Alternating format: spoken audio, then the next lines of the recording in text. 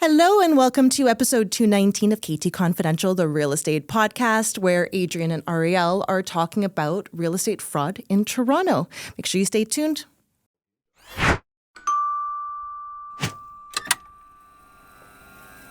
Welcome. Nice to see you. Welcome. You seemed very flustered today when you came in. It was like... Yeah. And then you shook off the flusteredness. I'm fine. Good. Let's move on to the podcast. All right, so today... Nobody wants to hear about my crap. Of course they do. That's probably what they want to hear about the most. Now the rest of the podcasts are going to be thinking, what's happening with Ariel? Why is he flustered? We'll talk about that in episode 220. Or stay tuned to the end of the episode when we reveal why Ariel's flustered. I hate that. Whenever I see a post that says, watch till the end, right? I move on. It's so annoying. You're missing the best part. No, I'm not. They're just trying to get you to watch the whole thing so the algorithms appreciate the views and give them more exposure. I appreciate their effort. And if I'm already watching, watch 10 more seconds. Do them a solid. No, I refuse. Literally, the second I see that or hear it, I move on. So today we're talking about real estate fraud in Toronto. There's been a few instances of it recently. The most notably that I've heard of basically everywhere, and I'm sure those of you watching or listening may have as well. There was an instance last year in January, and it's only just coming out now, when a property was sold by people who didn't own it while the actual owners were away on vacation. The other one I saw today was an article written a couple days ago about a man in Toronto, of course, again, who was illegally renting out apartments that were not his to rent out. Toronto. Listen, okay? I pronounce the T. Okay, let me start and comment on the whole selling. Because how the hell does somebody sell a house? Well, the other thing is, that's not theirs? I'd like to know what they got out of it. I'm trying to wrap my head around Nothing. What are they going to get out of it? That's exactly my point, though. They wouldn't have gotten any money. It's impossible. Well, it's not impossible. Was that their hopes? That maybe the bank maybe if it's a private deal and the purchaser comes in with... Oh, here's a cash deposit. Right. But it wasn't. It was through real estate agents. It was at least listed by a real estate brokerage. Yeah. I don't know who represented the buyers. And the problem in that scenario is the buyers are shit out of luck, I would think. There's no recourse. They can't find these people. Recourse for what? Well, let's say... They'll get their deposit back. Yes. Their deposit's held in trust by the listing brokerage. Yes. Or it's held in trust somewhere. Yes. But now they have no house to move into. So let's say they are... Who knows at what point in the process they found out. They probably sold their house. How does their agent not realize... The buyer's agent? Well, both agents. The buyer's agent's not at fault at all. How are they going to know? They've never met the seller, never would have. So never will. Okay, and then the seller's agent? I would think at that level, you have to get their ID. You have to ID them. They had fake ID. I can see the predicament. I can see how it would be challenging. So they were trying to use the fake ID. Yes. With the lawyers, or that was their plan, to try and actually close on it with those fake IDs, open an account with those fake IDs, like take it from literally A to Z with fake. They tricked everybody. Yeah. From what I've read, the way that it all fell apart was the homeowners came back and realized... Talk about this stupid story in another podcast? I don't know. I think we did. The homeowners came home and realized the house had been sold. That's ridiculous. And that's where it started. But the other one was, and this is more common, was the rental issue. Okay, that's the one I want to talk about. Yeah, I mean, look at this guy. No, I don't need to That's not a trustworthy face. If you saw him, would you think that... I don't know. It looks like he might be high on something. But here's the thing. What a lot of people don't realize is there are now...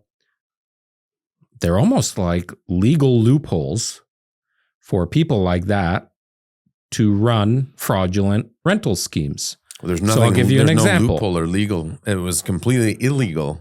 Oh, no. I said a legal loophole.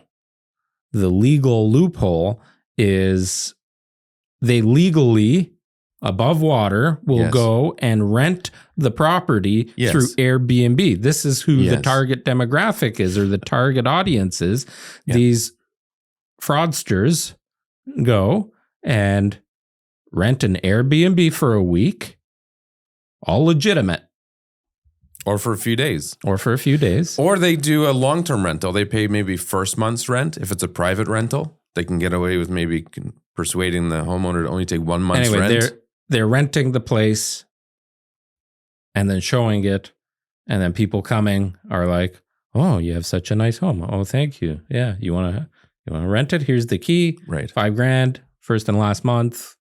Bye-bye. 14 counts. Wow. It's a lot of money. And guaranteed they're all private rentals, because that would very unlikely would that ever fly under the radar. You know, I would think maybe it could get caught. I don't know. So the tip here is, if you're renting a place, rent a place that's listed with a brokerage and use a realtor as well. I think a lot of people. We get so many phone calls from prospective tenants that don't even realize they can use a real estate agent as a tenant. Yeah. Or potentially they think it costs money. Right.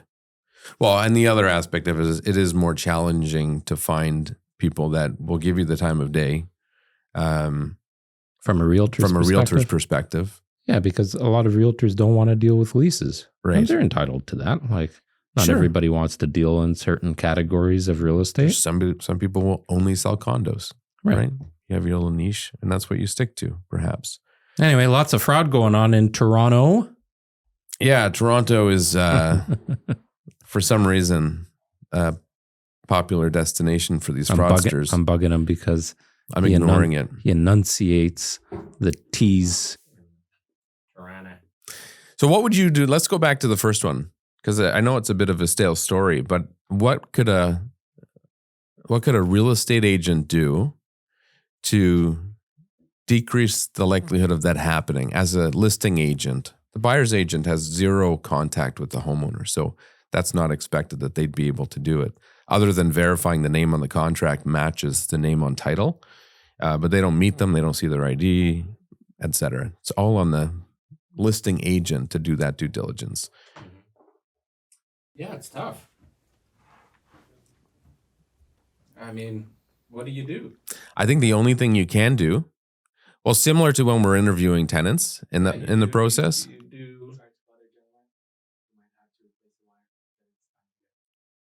Oh, really? How long has it gone without working? 10 seconds ago. All right, we have technical difficulty here. Don't wiggle your wire. You're going to make it worse. Or get you excited. So what I think people need to do, relating it back to interviewing tenants, right? Ask qualifying questions just to verify if they know information that a typical homeowner would know. When did you buy the property? How much did you pay for the property? Who's on title? Right? Those 3 questions, when done in person on the spot, would probably throw a fraudster upside down. They wouldn't know what to say. Oh, yes. You could ask the neighbors. That would work, but what are you going to do? You're going to grab their ID, take a picture of it, then walk next door and say, "Is this the homeowner?" Yes. This is like interview style. Yeah. I like it. Yeah. For those of you listening, we're down to 1 mic. I think we should implement that as a new best practice. We have a questionnaire for all homeowners. I mean, that's 1 in a million. It doesn't happen often. It's the first time I think I've heard of it in maybe forever. I'm sure it's happened before. So we've been using a service called SingleKey. Oh, you're talking. You can't hear me now. Yes, go on. Do you want to sit side by side? No. So it does background checks. We use it for tenants. Could use it for your landlord. That'll tell you addresses, credit history. all of that stuff? That's a great idea. No, it wouldn't help because the name is already fraudulent, right? So they've given you fake ID with the... Do you need a social insurance number? No, and they're not obligated to provide that. Were you plugged in there? I'm good. Yeah? Okay, cool. At least Robbie gave me the thumbs up. Sorry, we had a little technical difficulty this morning. One of our cables decided to go on vacation. Maybe because it's like kinked right there. This is the one that's working. So no, Okay. that would not be an accurate statement. Okay. Anyways, there should be best practices in place to try to prevent this sort of stuff. With a lease, it becomes more difficult because in the province of Ontario, you don't have to ID either party. As a realtor, you don't have to ID either party on a lease. Don't have to. Are you legally entitled to? I've never thought of it that way. I've never had entitled to. I've had some people, real estate agents representing tenants, apprehensive when I request a copy of a driver's license, which, for the record, the reason I ask for it is to verify their information. I want to double check their address on their license against other information they've provided. I'm not sure if you are legally entitled to, but what would be the repercussion if you asked for it? Nothing. Nothing. No. If you made it mandatory, perhaps. Like listed it that way? Yeah, I don't know. And then becomes the gray area if it's in the listing that you need ID, which I have seen. Yeah. Versus it's said verbally after. There's no real difference. You're still, or requiring it verbally, I should say. It is interesting because lately I've run into a few people that were very apprehensive about providing anything. So I was representing clients who are friends and have been for a couple decades. And I recently helped them rent a property. And one of them, more than the other, is very private and didn't want to provide anything. And he even went to the extent of asking me if we could arrange for the landlord, prospective landlord at this point, to review his documents with a lawyer because he didn't want that landlord having all of that information. And I understand where he's coming from. I mean, it's just the way the industry works. You as a realtor right now, yeah, well known in our trade area, if you wanted to rent a property, let's say you sold your primary residence and you decided, I'm going to use that money for something else at the moment, going to rent for a year or two, and then when our dream home comes along, I'm going to buy. Mm-hmm. If you were going to rent a property right now, would you feel comfortable disclosing your Equifax report, your income, your T4s, your notice of assessments, all of that? Would you want the public, that to be out in public knowledge? Well, I think that's where the problem is, that it shouldn't, it could be considered public knowledge if somebody mishandled it. Oh, okay. So the landlord with their agent reviews your application. Yeah. The landlord then 6 months later is at a party, gets wasted. Oh yeah, you know who rents my property? Do you know how much he makes? Yeah, exactly. That happens. I'm sure it does. Absolutely. So, but that's just how it is. So it's like how many times So do we include a non-disclosure agreement? Excuse me.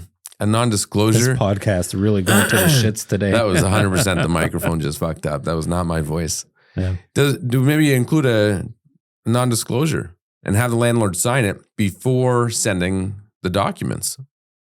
And then you have recourse. Yeah, I'm sure that exists. Actually, I can reach out to somebody that I know. Athletes, Right. I was going to say that. like if They're not disclosing anything. yeah. On that note, This is how we come up with new ideas. yeah. So, episode 220 next week. When does The spring This- market start. spring market start? It's going to be a hot topic. Was that like a play on Spring. weather? Yeah. All right. See ya. And that's it for today. Thanks for watching and listening, and make sure you follow along and hit that bell.